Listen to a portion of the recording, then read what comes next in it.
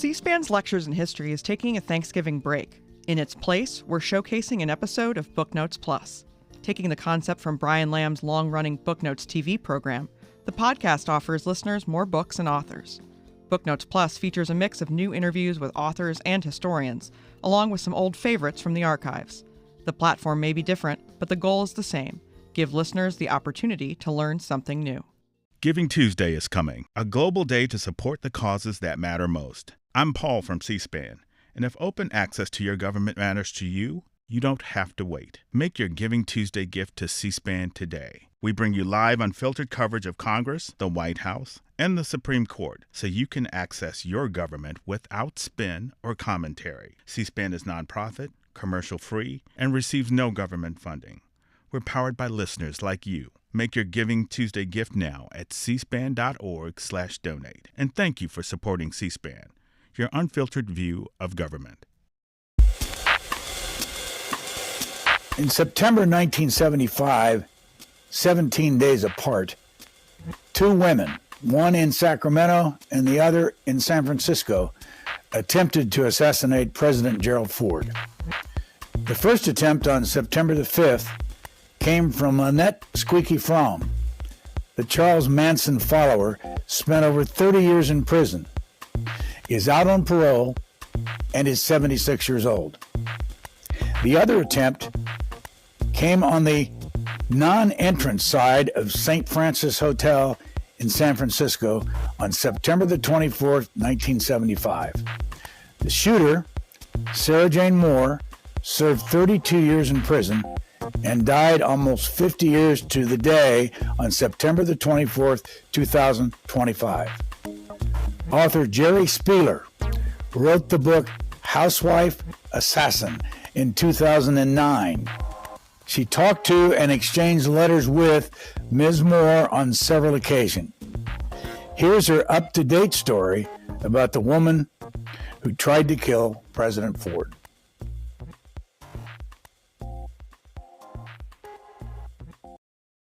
Geri Spieler, when you heard that Sara Jane Moore had died, what was your first thought? I was impressed that she lived to 95. But knowing Sara Jane, being the very stubborn woman that she was, I wasn't surprised. She'd been living in a nursing home for the last several years and had some health issues that happens as we get older. So I was waiting to hear about that. So no, I wasn't surprised that she died. No. When did you first come across her? The first time I came across Sara Jane Moore was when she wrote to me at a newspaper I was working for in Los Angeles. Sara Jane loved the media. She saw an article I wrote about Sybil Brand Jail, which is the largest women's jail in the country, and there was a class action suit. And I was in Los Angeles. She was up in, Northern California doing her thing. I wasn't covering her, but she read my article about women in prison. And Sara Jane, in her mind, thought because I wrote about women in prison, I was sympathetic. Well, I write about murder too. I'm not sympathetic. But she said, I know I'm going to be incarcerated in Southern California. I'd like to meet you. And I thought, Brian, I've never met an assassin before. I wonder what she's like. So I said, sure.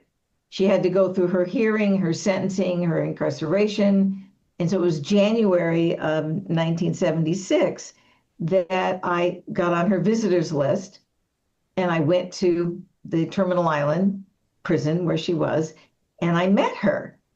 And I have to paint this scene. I'd never been in a prison before. I was in a big room. A woman across came walking towards me. She was in civilian clothes, and she walked over to me, and she looked at me, and she said, "Are you Geri?" And I said, "Yes." She said, "Thank you for coming. That's so lovely of you." "And you are we going to lunch?" That was Sara Jane Moore. You never saw her coming.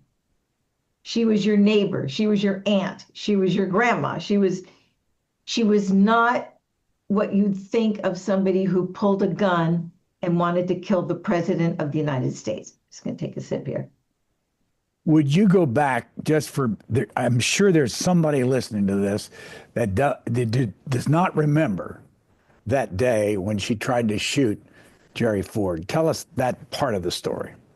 Yes, she, there's a lot of backstory to that, but the physical part is she drove from Danville up in Northern California down to San Francisco, which was probably a 45-minute ride, and was wearing her little coat and her little curly hair, and in the crowd waiting for Ford to come out. She had the gun in her purse, and when he realized he finally came out, she raised her arm and she fired, but she missed by 6 inches. The only reason she missed by 6 inches because the sight was off of the gun by 6 inches. Sara Jane had been in the military. She was very familiar with firearms. This was not new to her, but she had not tested that gun. The FBI agent, Richard Vitamonte, who was the case agent who worked with Judge Samuel Conti, who was on the bench when Sara Jane had her hearing, said, quote, "My blood ran cold when I realized how close we came to another presidential assassination." What happened when she was asked to plead guilty or not guilty? She did not want to plead not guilty because she did not want to seem like she didn't know what she was doing. According to her lawyer, he said she'd rather go to prison than be portrayed as somebody who didn't know what she was doing. It was very important for Sara Jane to stand up and say, "I knew what I was doing and I did it." And her only quote was, "I'm sorry I missed." How long was it before she was in prison and had to stay there for 32 years? She got very involved in the Patty Hearst kidnapping issue. Randolph Hearst was challenged by the Symbionese Liberation Army to feed the masses. He took over a big barn kind of thing in San Francisco in China Basin and stored it, bought food to give away to the hungry. That was the SLA's demands to get his daughter back. That became the place to be in San Francisco. The Garden Ladies, the church choir, the Black Panthers, everybody flooded to this facility called People in Need, otherwise known as PIN. Sara Jane was watching what was going on television. At that time, she was married to a physician, and Willard Carmel, and she saw the plea from Hearst to SLA to get his daughter back. So she said, "That's where I want to be." So Sara Jane drove down to San Francisco, walked in, and said to the people organizing it, "God sent me." They said, "Well, we're glad you're here." She was an accountant and she volunteered. Sara Jane did not look like your average radical. Like I said, she was in her coat, her clothes. She was a middle-class lady, but she was a gadfly. She talked to everybody. The FBI saw this woman crossing lines, talking to the Black Panthers and the church ladies, and she was a gadfly. And that's when they said, she might be able to help us reach the SLA about Patty. So she gained notoriety among all the people at Penn to maybe make a connection. And that's when the FBI approached her to be one of their spies. So there's a lot of weaving in and out. I'm trying to be clear about Sara Jane's persona and her ability to cross lines and maybe help out the radicals and the FBI. So she was like this with everybody. Sara Jane is very bright. Go ahead. There are a lot of different aspects of this to talk about, as you know, but one of the ones that I wanted to ask you about early was the art. Her art collection? And your relationship to the art collection. Yes. I was, living up in Northern California when that happened. And Sara Jane had an art collection that's one of her friends, when she was first arrested, collected and held for her. Then Sara Jane, after he was being this really nice person, saying, well, you're trying to steal my art. And she said, Jerry, would you just hold on to it for my son till when he turns 18? And I said, well, yeah, if it's a few pieces, I'll drive down from Pollock Pines down to San Francisco. It was in the Sierras. Had I not had a truck, I could not have collected her 50 pieces of art. I don't know where she hung it, but I was the poster child for no good deed goes unpunished. I gathered her stuff and I thought, oh my God, what do with all this? So I had it packed and I put it in storage, and I was waiting for her son to, or her friends to come and get it. Nobody came to get it. I moved it from one place to another. Over the years, I moved it from one place to another. $11,000 in storage. When she got out of prison, I said, I want to give it back to her. The Secret Service wouldn't help me connect to get her art back. But I said, I want to get it back. I want to get it back. What does she do? She turns around and hires a lawyer and says, I'm trying to steal her art. Whatever happened to it? Well, I finally got it back to her. Finally, I demanded that I had a notary from her saying it was going from her, because I didn't want her accusing me of giving it away to someone else. I had to hire a lawyer to protect myself because Sara Jane turned on everybody. She turned on everybody. Tell us about her marriages. She married very well. Now, her first husband was in the military. He was in the Air Force, and she was living in Los Angeles. And that's where she had her first 4 kids. One of her children was developmentally delayed and was put into a hospital, but she had her other 3 children with her there. And then she married a lovely sound designer from RKO, John Alberg, who was very talented.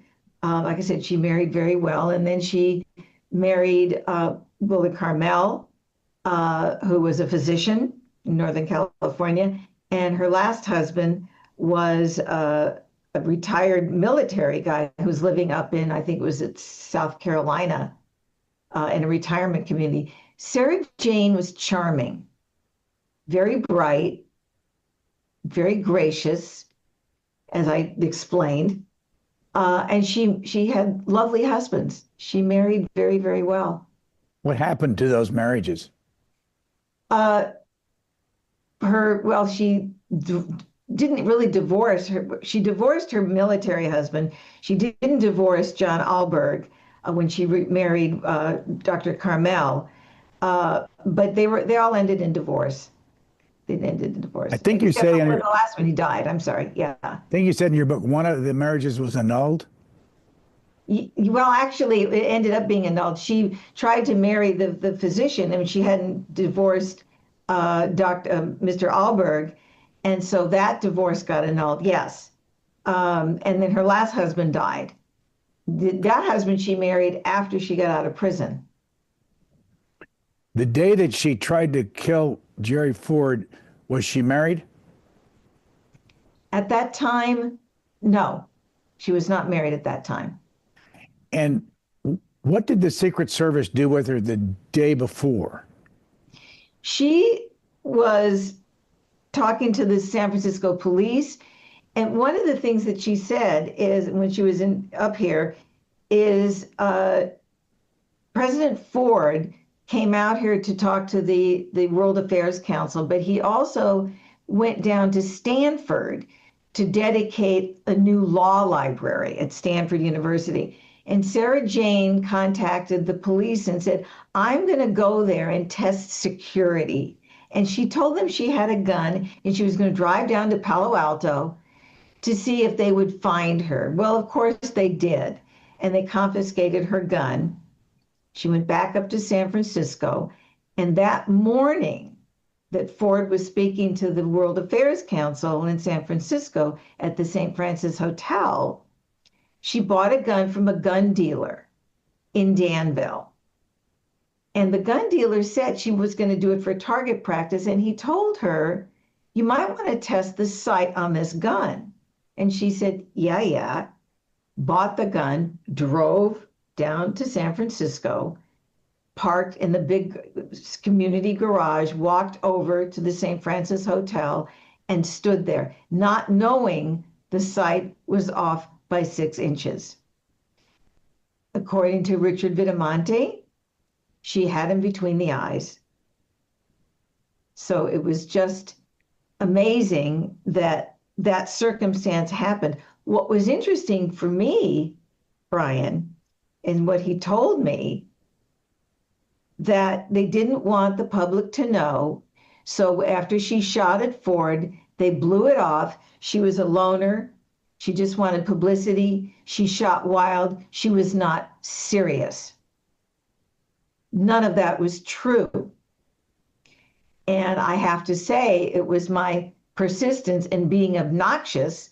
I'm trying to talk to this FBI agent that I couldn't get to.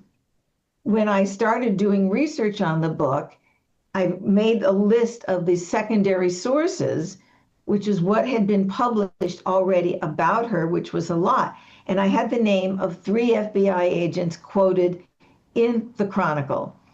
I called the first one. I'd like to talk to you about this. Oh yeah, you need to talk to Richard Vitamonte. Yes, can you give me his contact information? No, we'll tell him you're looking for him. Okay. Second agent, same scenario. You need to talk to Richard Vitamonte. Yes, I want to talk to him. Can you give me his contact? No, we'll tell him you're looking for him. Third time around, they don't give out each other's information. Week later, my phone rings at home. I answer the phone, and it's a rough voice. Says, is this Geri Spieler? Yes? This is Vito, Richard Vitamonte to you. I hear you're looking for me. What do you want? I'm writing a book about Sara Jane Moore. Will you talk to me? Yes, but I'm not going to do email. I don't do it on the phone. I'm in Walnut Creek. I don't know where you live, but you come up here. Is yesterday too soon? Fortunately, I was in Northern California.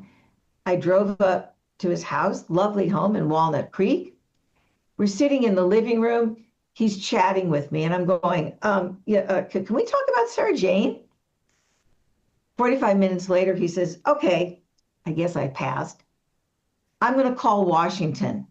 It's time to set the record straight. I'll call you. My poor husband. Is he going to call? Is he going to call? Is he going to call? He calls. I've got the file. Come on up. I walked into his house. He had everything spread out on his kitchen counter. Sara Jane was here. Ford was here. This was here. And that's when he told me what was never released to the public 30 years ago, what really happened that day. And his horror about what could have happened that day. So that helped me get a fabulous agent and a great publisher, revealing what had not been revealed to the public 30 years earlier. And go through that again. What had not been revealed to the public 30 years earlier? Sara Jane Moore was not acting alone. She was a marksman. Her gun, the sight was off, and that's the only reason she missed. She was part of an organization that had groomed her. San Francisco in the 70s, Patty Hearst kidnapping, Black Panthers, SLA, Prairie Fire. San Francisco in the 70s was a hotbed of all kinds of radical organizations and everything that was going on at the time in Berkeley. And she was working with an organization called Tribal Thumb. They, at the time, were very underground terrorist radicals. And they saw Sara Jane as somebody that could further their movement on wanting to start a revolution. Ford wasn't elected. Nixon was, kicked out. Rockefeller wasn't elected. And this group of people said that they had no right to be in office. It was time to have a revolution in the United States, and that was their mission. Sara Jane, at the time, was then recruited by the FBI to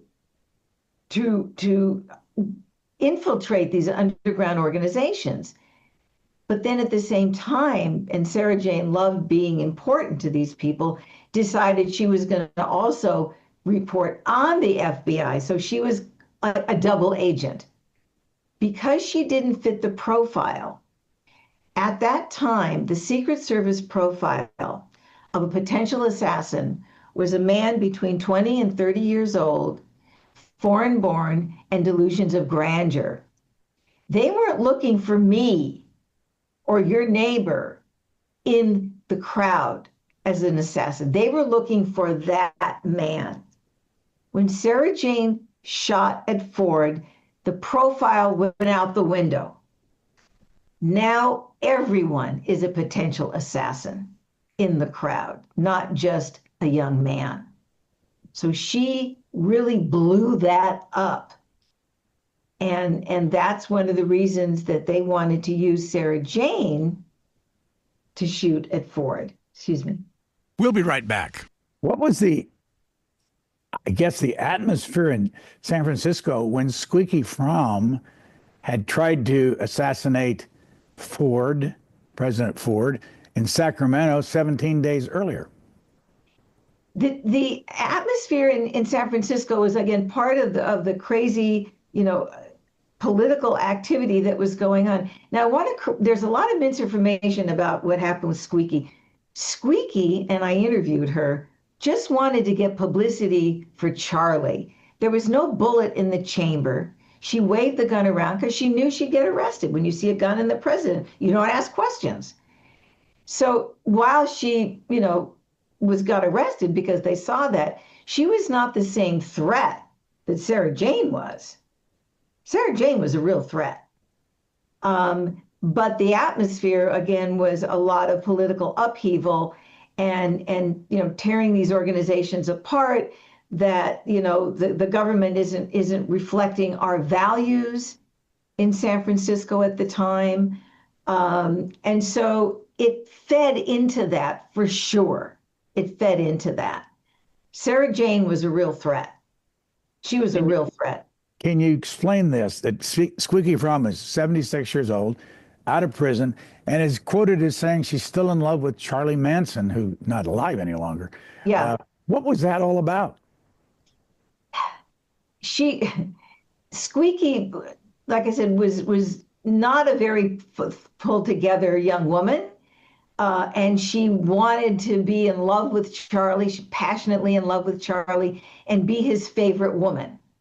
That's what she wanted. And so she was there to get arrested so that she could talk about Charlie. And I'm here for Charlie. So her mission was basically to be another voice for Charlie Manson. She wanted to be his favorite woman. Where did you interview her? She was at Terminal Island Prison. She was there when Sara Jane was also at Terminal Island in San Pedro. And then they both got moved around all over the place. So that was my conversation with Squeaky, like I said, and then, I don't know, she got moved. I wasn't really following her. What was she like? She was on a mission. She was on a mission in life to be Charlie's woman, and that's all she really cared about. She wasn't very, very coherent when I was talking with her. It was sort of hard to follow her train of thought because she wasn't really talking to me. I was there, but she was talking about Charlie. So I didn't feel a connection to her, that there was anything really there. She was perfect for Charlie's mission because all she cared about was, pursuing Charlie Manson's mission in life, which was to form a revolution. Did Sara Jane Moore ever tell you why she wanted to kill Jerry Ford? She was there to start a revolution for Tribal Thumb. She said other people were talking about assassinating Ford, but not really. I mean, it was just really, she wanted to be important to the movement in San Francisco. She wanted to be the star. And so that's why she basically worked with Tribal Thumb and when target practice, although, like I said, she had been in the military, so she was familiar with guns. That wasn't new to her. But she wanted to be their star. She wanted to be the woman who was going to move the mission forward. And that, but also, and this shows you sort of Sara Jane's mindset, she was going to shoot at Ford and then go pick up her son from school. You know, Sara Jane wasn't stupid. I mean, she was a very bright woman. But she allowed herself to be groomed for this mission. She wanted to be the star for these people. That's what mattered to her. Go back to the beginning. Where was she born? Charleston, West Virginia, to a lovely family. She did not come from a dysfunctional family. Her father was an engineer for DuPont. Her mother was a concert pianist with the Charleston Symphony Orchestra. She had a sister and 3 brothers, all fine, if we want to say the word normal. They did not really understand what happened to their sister. Her brother, Skip, who was a lovely man who wanted to really set the record straight in his mind about the family, about growing up. They were a middle-class family. They went to church. They didn't understand what happened to their sister because none of the family had any of those, you know, personality quirks, I guess, that Sara Jane had. While she was growing up, at one point, she disappeared for 3 days. Nobody knew what happened to her.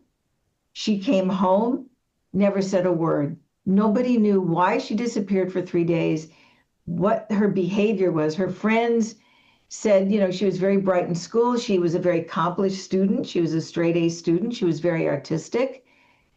But she had these personality quirks that they couldn't explain. Now, her parents didn't hire a psychiatrist. In their mind, that wasn't something that they would do. Today, if you saw a child behaving like that, you'd get help. You know, and she would start things and quit. She was very accomplished. She went to nursing school, quit. She joined the military, officer training, quit. She went to Washington, D.C. and laid down on the White House lawn and never said why she was there.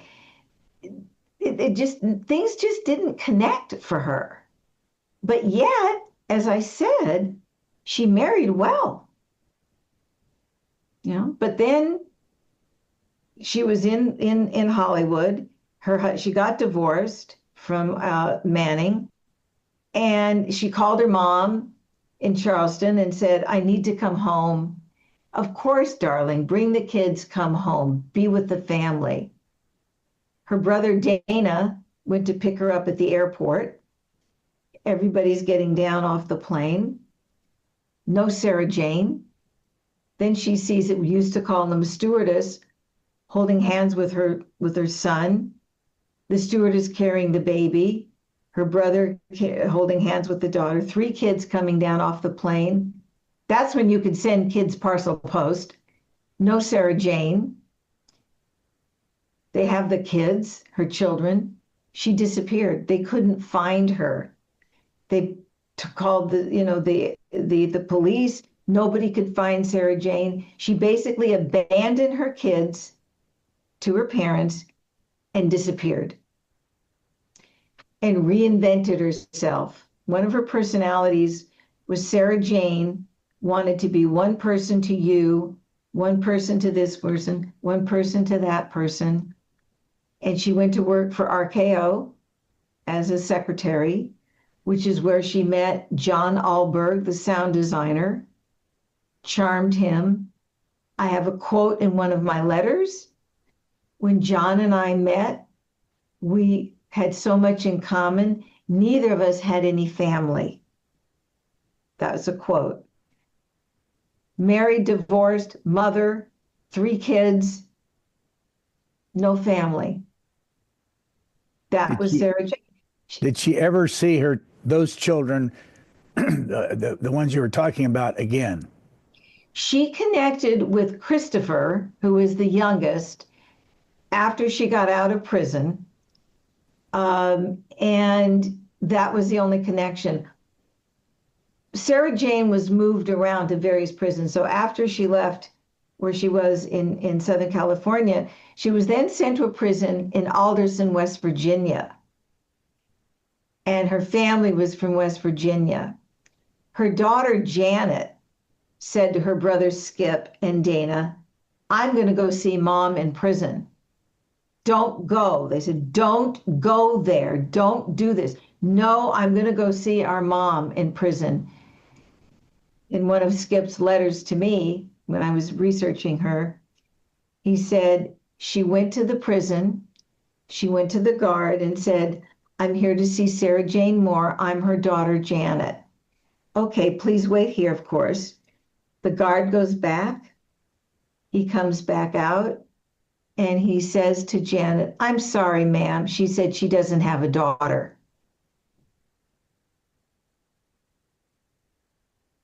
So the son, Frederick. Yes. Who is he, and what was her relationship with him? Frederick was her last child, and that was her child with John Alberg. She was pregnant with John in Los Angeles.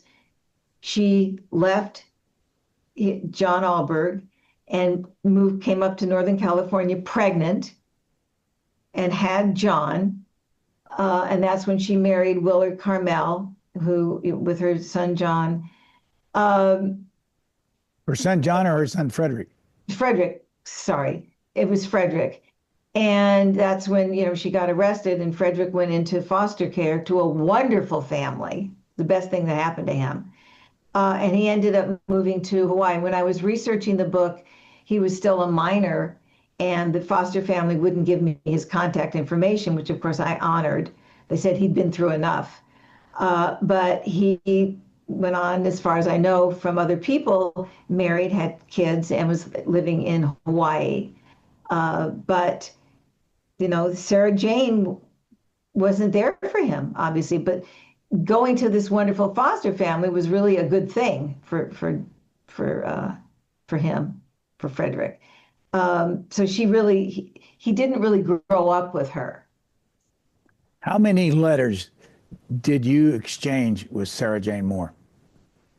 I had like 25 years of letters and phone calls. I have to set the record straight there. I had not planned to write a book about Sara Jane. I said books are too hard and they take too long. I write 1,500 words, thank you. It was later when she started nagging me about writing her book. Her nickname was Sally. I said, Sally, I don't write books. As I said, they're too hard. They take too long. Write your own book. You're bright. You can write your book. No, you need to write my book. I don't write books. I don't want to write your book. That was never my mission. Connected with her. I wasn't her friend. I wasn't trying to save her. She was fascinating. She had no impact on my life. She beat me down. I finally said, okay, let me start doing some research. And I realized everything online was wrong about her. And I started doing my secondary research. And one of the people that I contacted was Father Bill O'Donnell, who is a Catholic priest for St. Joseph of the Workers Church in Berkeley. And I wrote to him and I said, can I talk to you? I'm nothing, private, obviously. He said, oh, sure, I'd be happy to talk to you. I marched with Sara Jane in the Grape Strike. And he sent a note to Sara Jane saying, I understand Geri Spieler is going to write your book. I think that's fantastic. I'm at home, my phone rings, I accept the call from the prison, and she is screaming at me over the phone. If I'd been in a room with her, she would have beat me up. How dare you contact anybody? I will tell you what to say. I will tell you what to write. I said, Sally, that's not how it works. If you want me to write your book, you've got to let me do my job. No. I said, well, then it's not going to work. I can't write your book if you're going to let me do my research. And I am no longer at home to you. Bang. Phone went down. Last time we ever talked. So I'm talking to my husband. I'm going, now I'm really curious about what was going on with this woman. But can I write this book without her? My husband, very sweet, said, Geri, if anybody can do it, you can. So I took up the challenge. And that's when I started doing my heavy duty research and finding out all the crazy things she told me all those years were lies. But Brian, I don't go researching everybody I talk to. If you tell me this guy is brown, this guy is brown. What do I care? But that sent me on a mission to find out, well, who is this woman? This is not this person I've been visiting with all these years. What really happened? And that really got me going on what was really behind the scenes of this woman who became this gadfly in Berkeley in the 70s, and everything that was going on at the time. So that's what got me going. How did you get into her high school reunion? This was not a very good thing that I did as a journalist. I knew when she graduated from high school. I went on to classmates and I said, I'm Sara Jane Moore, and if people would open, the note. And once they opened the note, it said, I'm not Sara Jane, I'm Geri Spieler. I'm writing a book about her. Will you talk to me? I didn't get any hate mail. Irene McCullum was a classmate of Sara Jane's and saw my note. She wrote to me, and this was in June. We're having a reunion in September of 3 different years. Come to the reunion. I will see if I can get you into the reunion, and I'll show you around where Sara Jane lived and everything. I went, oh my God. So Rick and I went to Charleston in September, got into the hotel. She couldn't get me to speak in front of the reunion, but I knew where the reunion was taking place. My husband made a big sign that said, I'm writing a book about Sara Jane Moore. Will you talk to me? And so we were sitting outside the big room that they were meeting in. And as people came out, they saw this sign and I was flooded. I was in ballet with her. I was in school with her. I was her neighbor. I lived down the street. I knew her mother. I was flooded with all this information about Sara Jane's family and her life in Charleston, West Virginia. And that's when I connected with her brother, Skip. He said, we never talked to the press when she shot at Ford, but it's time. We will talk to you. I will be the family spokesperson. I got all the intimate family information and her friends and her neighbors, Bob Turkelson, who lived down the street, who said their mother Ruth was the block mom. If anything happened on the block, everybody went to Sara Jane's house because Ruth was the mom there. I never would have gotten that intimate information about her life had Irene not connected me with the reunion, the people, and the family. So it was an amazing circumstance. And me being a little pushy about that really told the story about who she was and how close we came to an assassination, and getting that information from the FBI and the Secret Service, who were very gracious when I was doing the book. They all talked to me. They were fabulous. Everybody was fabulous. Did anybody in her high school class say to you something to the effect, I wasn't surprised when I read about her trying to assassinate the president? They didn't say that as much as they knew that Sara Jane was different than the rest of them. I didn't get the impression that they thought, yeah, Sara Jane would kill the president. But if there was a personality disorder, that they weren't real surprised about her, because she did have these personality quirks, these disappearance, and sort of enhancing who she was. An example of Sara Jane, and she did some good things in prison, is deciding she was Jewish. I got this in her letters to me. We had an Orthodox grandfather from Germany, and they didn't. And she didn't, but she wanted a kosher kitchen. So an example of her not being surprised at her deciding to be somebody she wasn't. As I said before, she liked to reinvent herself. And when she wrote to me and said, well, I'm going to, convert to Judaism, all I could think of, Brian, was, oh, no, we don't need you. No. And her brother Skip saying to me, with all due respects, Geri, there was nobody Jewish in our family. But she convinced the rabbi at the prison that she had Jewish heritage. And she did not. How often did you meet with her in prison? Whenever we were in the same place, I moved around the country a lot. She moved around the country a lot.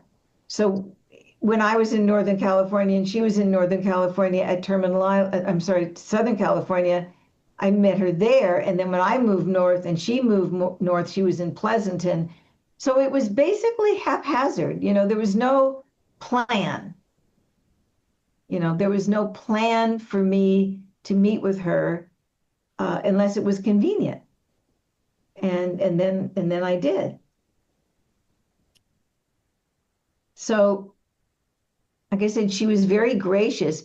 What I didn't know at the time was who else was meeting with her. Because I only knew about my relationship with her. We never talked about anyone else. As far as I was concerned, she didn't have anybody else. But again, she was one person to me.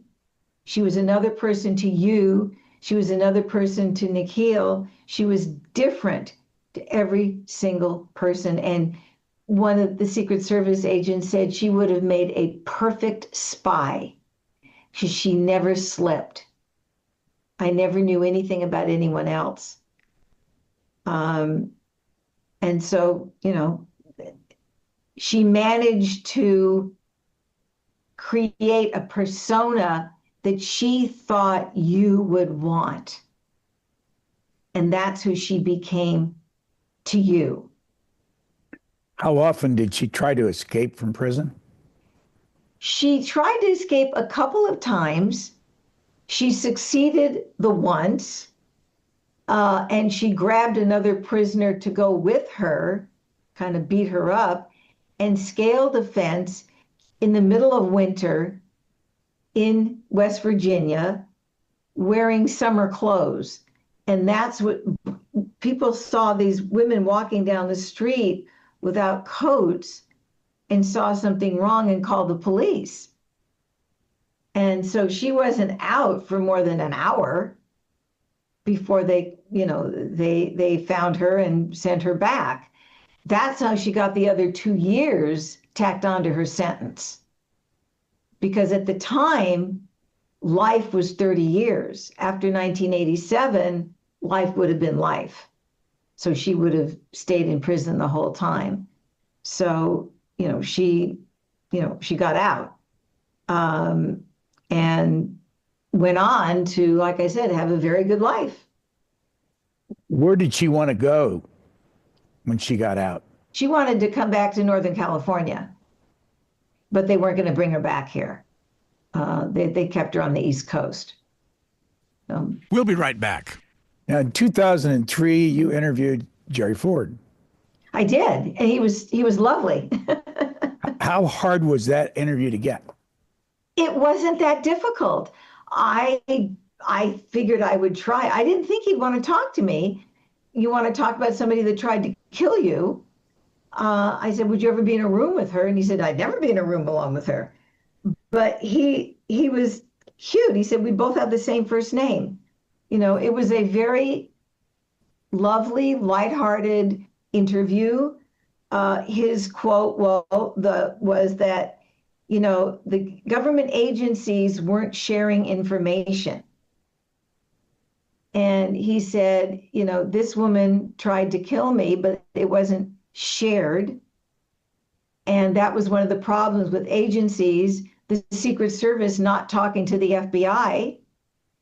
They should have kept her under wraps while Ford was here, but they didn't, because the Secret Service didn't share with the FBI that they confiscated a gun. Let me read exactly what he said, and you have the transcript in your book, because it does relate to things that are going on in this town today. And he said this back in 2003. He's talking about government agencies and government, the different, the FBI and all this. He said, they all want their own turf. They get their money, have their own power base. It has been that way, and it's not likely to change. It's too bad, and it's not likely to ever be any different. It is possible that 9/11 will foster some small change, but not a big one. Yes. Did anybody at the time that you did this interview or when you did the book pay any attention to that quote? They didn't seem to. At least they didn't with me. But yeah, absolutely. I mean, that was one of the things that came out with 9/11 was not sharing information from one agency to another. And as you said, they want their own turf. And according to President Ford, as you read, it wasn't going to change, and it may still not have changed.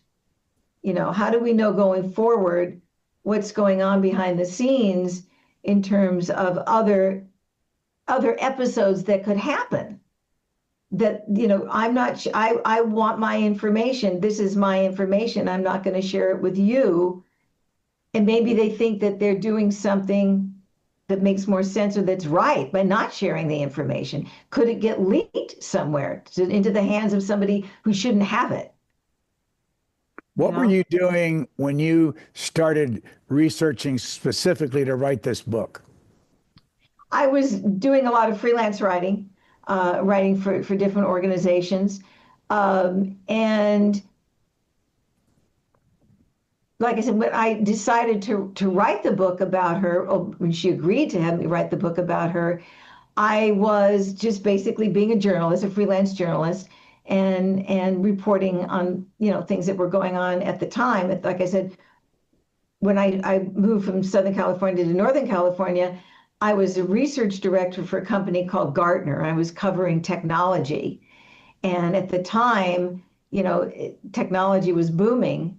And so there was a lot of, my colleagues were covering the security aspects of technology and also covering electronic data interchange, which is how companies and the government was, supplying things to their agencies and buying equipment. So there was a lot of security technology going on at the time.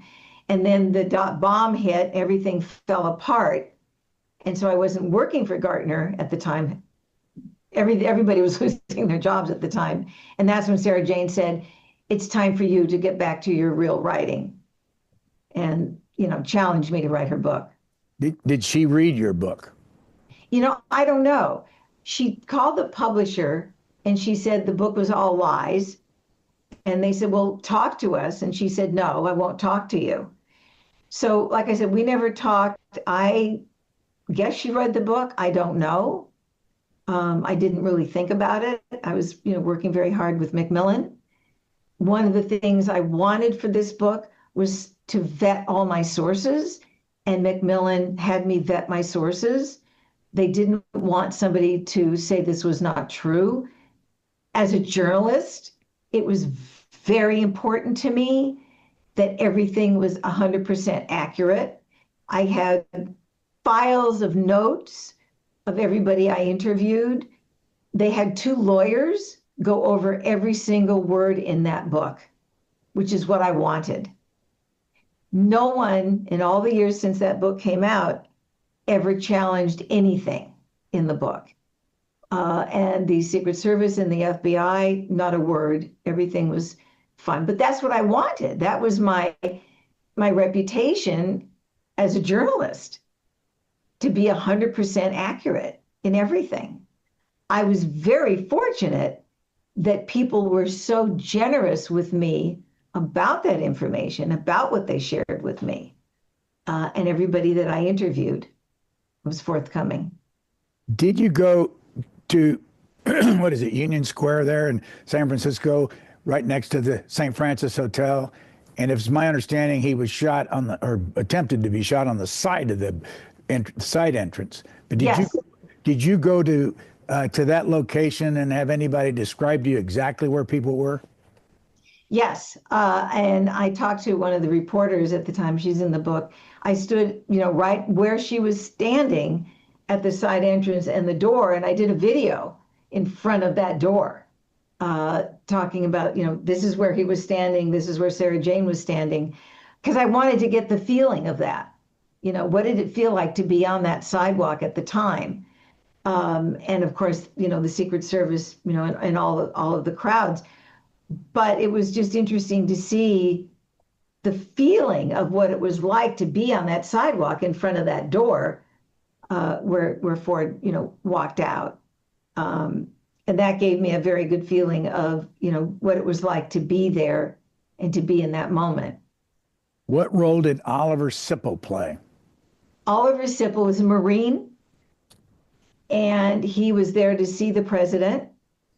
Fortunately, he was standing. When she took that first shot, for most of us, we hear a gunshot, or we think it's a gun, we're going to move away. But Sipple, being the Marine, didn't move away. He saw what happened and moved towards her and grabbed her arm, and therefore the second shot went wild. He saved the president's life. Tragically, Herb Cain, the columnist, famous columnist for the Chronicle, outed him as being gay and basically destroyed Oliver Sipple's life. And I don't think he got the credit he deserved for saving Ford's life, because had she corrected her shot, according to Richard Vitamonte, she could have killed him. So that part of the story was sad. You have a footnote about a guy named Tim Hettridge? Yes. And what's the point that he made about exactly what happened? He grabbed Sara Jane's hand and was trying to pry the gun out of her hand. He was one of the Secret Service agents, and she had such a hold on that gun, he pushed her thumb back to get her to release the gun and grab her. She wouldn't let go of the gun. So it was this struggle of grappling her on the ground and getting the gun out of her hand. Anybody not talk to you? I had trouble getting a hold of people from Tribal Thumb. They were the unindicted co-conspirators because she had a hearing, she didn't have a trial, and she pleaded guilty. And so it was difficult, but I was very fortunate that people were very generous in wanting to talk to me. My challenge was finding people 20 years later, women who may have changed their names. I signed up for a lot of these people search apps online where you can look up people. And the advantage I had was the time period, the location, and reading all of the, thousands of words that were written about this, the people that other reporters had interviewed, and going back and trying to find them and asking them to talk to me. People were really generous. They said, sure, I'll talk to you. This is what I know. This is what I don't know. But I was very fortunate in being able to find people, and they did talk to me. You talked about, trying to set the record straight. Did you, as a journalist, have any reaction about your fellow journalists and the way they reported this whole story from the beginning? They were fabulous. I mean, the press, the global press that went on at the time was really great. I think what I was able to get years later was reflection that people really didn't share earlier. And of course, the big nugget for me was getting the information about what really happened that wasn't revealed at the time. So getting the FBI to say, we lied. We didn't want the public to know. We made up a story. And this is from the FBI and the Secret Service saying we lied. And I think that was the huge difference of my reporting to what really happened, what made the difference. And, you know, the government lied to us. Well, yeah, and here's the Secret Service agent, Richard Vitamonte, who worked with Judge Conte, telling you we lied. That didn't happen. This is what really happened. As you know, since this attempted assassination, there have been a lot of others. And one came very close in President Trump. And also they tried to, but this was international, they tried to kill George W. Bush. One guy flew a plane into the White House. Bill Clinton was there. I can go on and on about this. But when you hear about these events today, is there anything you can learn from your book that might have prevented that? And did the Secret Service pay attention to what you discovered in this book? Yeah, I mean, the piece that they paid attention to, as I mentioned earlier, was who's a potential assassin. You know, I mean, that blew up their profile. And, you know, and they admitted that to me when I was talking to them, that, you know, it was a lateral, you know, career choice for the Secret Service agents who did not keep Sara Jane under wraps while Ford was here, knowing that she had a gun, knowing she was telling them, I'm going to test security. You know, that was a huge error. It could have been absolutely tragic. That was huge. And they recognized that, of course, after the fact. Today, you know, if I'm on the sidewalk, and when I was living in Washington, D.C. for 6 years, you know, and in Washington, if you're living in Washington, you're going to see the presidential, you know, cars going back and forth. What they said is, we don't want to see you put your hand in your pocket. We're watching you on the sidewalk. Geri Spieler, you could be an assassin if you put your hand in your pocket when the presidential, you know, cars are going by or he's walking down the street. We're watching you. We're watching you much more carefully than we ever had. You talk about a character in your book by the name of Wilbert Popeye Jackson. Yes. Who was he? And why did you write about him? Popeye was a major figure in San Francisco in the 70s. He was part of the Black Panthers, and he was very influential in all of the political activity that was going on mostly in Berkeley and San Francisco at the time.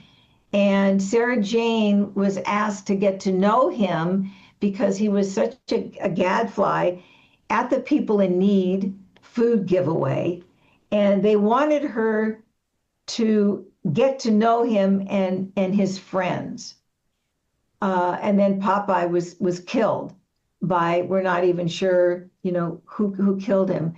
But he was one of the major figures that the FBI wanted to know more about and used Sara Jane to befriend him.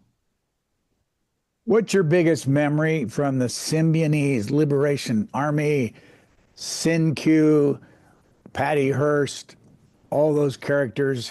How many of them died eventually, and how many of them went to prison that you can remember? I know that's not your major thrust of your book. My fascination with these various political organizations was how well they were organized. You know, they weren't haphazard running around, flailing their arms around crazies. They were very well organized in their mission. And they were smart people.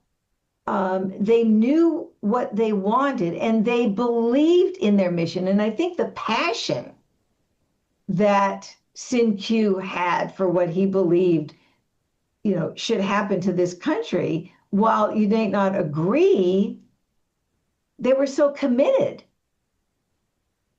And they wanted to pursue what they felt was the best for society. I, you know, like I said, from my perspective, I'm standing back, looking at this big picture, looking at these people and sourcing the individuals and trying to find out, you know, deeper commitment.